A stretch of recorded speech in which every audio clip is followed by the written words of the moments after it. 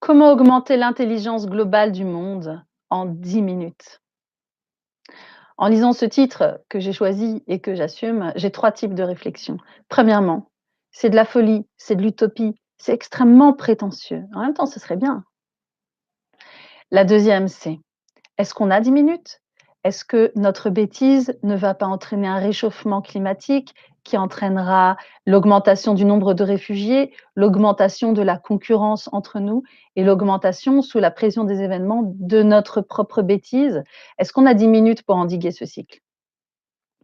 Et la troisième réflexion, c'est: on n'a peut-être même pas besoin de 10 minutes parce qu'avec un tout petit brin de jugeote et un peu de travail autour de cette intelligence que nous avons tous, nous pouvons modifier le monde potentiellement très rapidement. Qu'une denrée très, très rare dans le monde, c'est justement l'intelligence. On aimerait nous-mêmes être plus intelligents. On aimerait que l'abruti qui nous a fait une queue de poisson, alors qu'on conduisait, soit plus intelligent. Enfin, on a beaucoup, beaucoup d'espoir autour de l'intelligence qui sont souvent déçus. Donc on sera d'accord, je pense, que l'intelligence est une denrée rare. Que faire avec une denrée rare? Eh bien, il faudrait la créer à partir d'une denrée qui est extrêmement répandue. Et là, je pense que nous serons d'accord encore et à nouveau, puisque nous pensons, je crois, qu'une des choses les plus répandues dans le monde, sans aucun doute, c'est la connerie humaine, de telle sorte que si nous arrivions à générer de l'intelligence à partir de la connerie, on pourrait aller très, très loin et très, très vite. Or, c'est possible. Or, c'est possible. Car essayer d'être intelligent, c'est compliqué et nous n'arrivons pas à la hauteur de nos attentes et nous nous retrouvons frustrés, culpabilisés.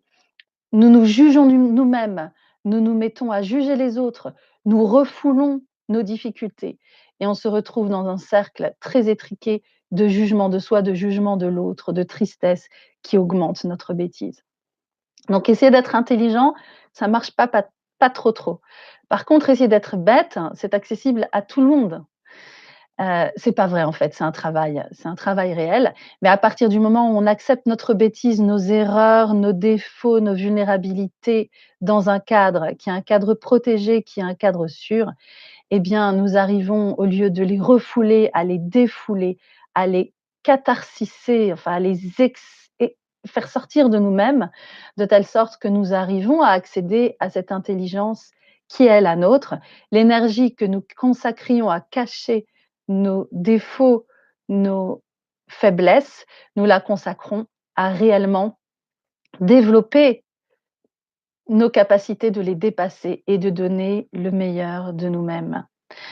Alors maintenant, comment créer ce cadre sécurisé à l'intérieur duquel je peux travailler mes erreurs et mes difficultés et être honnête avec ma bêtise, dans l'espoir aussi de pouvoir le faire plus généralement dans le monde en toute sécurité.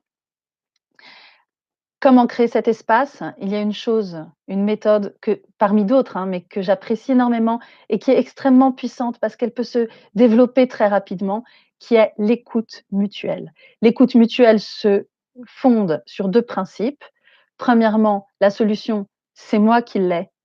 Donc ça sert à rien de me donner des conseils ou de faire pression sur moi. Il faut que j'arrive à ma propre solution et c'est moi qui l'ai.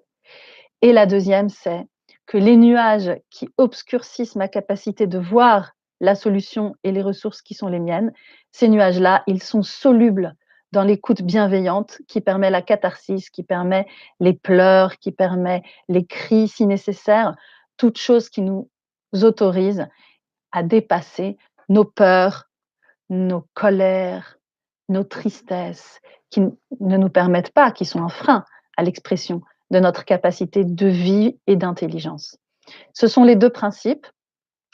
La méthode se fait en 2 étapes. Premièrement, tu te tais, tu m'écoutes, tu m'aimes, tu fais un cadre sûr que moi j'utilise. Deuxième étape, je crée un cadre sûr, aimant, bienveillant, fort, dans lequel tu peux exprimer à ton tour tes difficultés et tes vulnérabilités en toute sécurité pour pouvoir les travailler. On tire de cela 2 bénéfices et peut-être beaucoup plus, encore, mais au moins 2 bénéfices. Premièrement, la capacité de fermer sa gueule qui nous fait défaut même quand on l'a beaucoup travaillé. Moi, je continue, à travailler là à travailler là-dessus, et c'est une vraie qualité, c'est un vrai travail. Et la deuxième chose, on gagne une familiarité, une amitié, une capacité de collaborer avec nos univers émotionnels et ceux des personnes qui sont en face de nous, de ne pas en avoir peur, de les accepter, de les assumer et d'avoir confiance que derrière les écrans qui parfois se mettent entre nous, eh bien le meilleur de nos émotions émerge et contribue à notre intelligence, à notre raison, à notre capacité de résoudre les conflits. Ce sont les 2 bénéfices possibles et pour, en tirer le meilleur parti, eh bien, c'est très simple, on peut juste avoir un minuteur et s'échanger du temps mutuellement. Il est conseillé de consacrer un peu plus que ça, à approfondir la méthode pour créer tous ces cadres tellement puissants et intéressants. Co-Counseling International, et l'écoute mutuelle, en France permettent en 40 heures de se familiariser réellement avec ces cadres, d'appartenir à un groupe international au sein duquel on s'échange ce type de temps de très grande qualité et de devenir rapidement soi-même assistant d'un enseignant, puis soi-même enseignant, assisté au début par des profs confirmés, puis par ses propres élèves, de telle sorte que la méthode puisse se développer. Car j'aimerais vraiment vivre dans un monde où toute personne, avant d'engueuler ses enfants, avant de klaxonner un vélo, de le faire sursauter et de lui faire peur, ou avant quoi que ce soit de passage à l'acte, puisse être entendu sincèrement reconnu, respecté dans ses difficultés pendant 10 minutes. Et on peut imaginer si on avait la capacité de faire ça même 10 minutes avant d'envoyer un tweet imbécile, combien ça pourrait changer la face du monde. Et pour conclure, je dirais que également, les totalitarismes fondent leurs racines dans nos vulnérabilités en friche, et qu'en travaillant sur notre univers émotionnel, sur notre familiarité avec nos sentiments, plus personne ne peut s'y insérer de force et jouer sur eux pour nous entraîner dans des folies de totalitarisme. Voilà ce que je voulais partager. Voilà comment, à mon sens, en utilisant cette méthode, mais aussi en l'approfondissant, aussi en la diffusant, nous pouvons changer le monde en 10 minutes.